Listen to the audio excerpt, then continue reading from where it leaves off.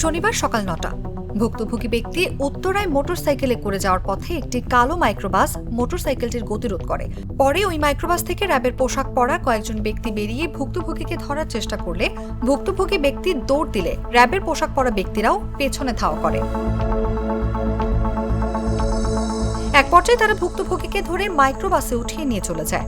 রাজধানীর উত্তরায় ঘটে যাওয়া ছিনতাইয়ের ঘটনায় এমনটিই দেখা গেছে সিসিটিভি ফুটেজে।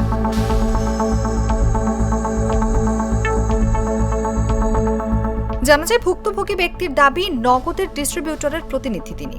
তার দাবি, এ সময় তার কাছে থাকা 1,08,00,000 টাকা ছিনিয়ে নিয়ে উত্তরার 17 নম্বর সেক্টরে তাকে ফেলে রেখে চলে যায়।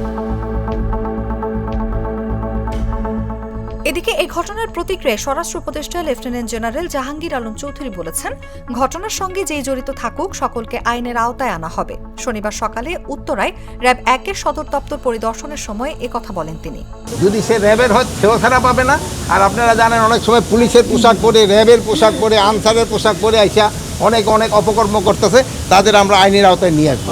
এই ঘটনায় সিসি ক্যামেরার ফুটেজ দেখে জড়িতদের শনাক্তে কাজ করছে পুলিশ।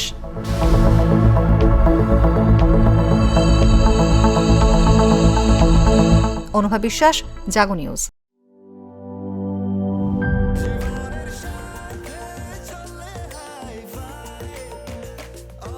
স্বাস্থ্যকর অল টাইম, সব সময় অল টাইম হেলদি লাইফ।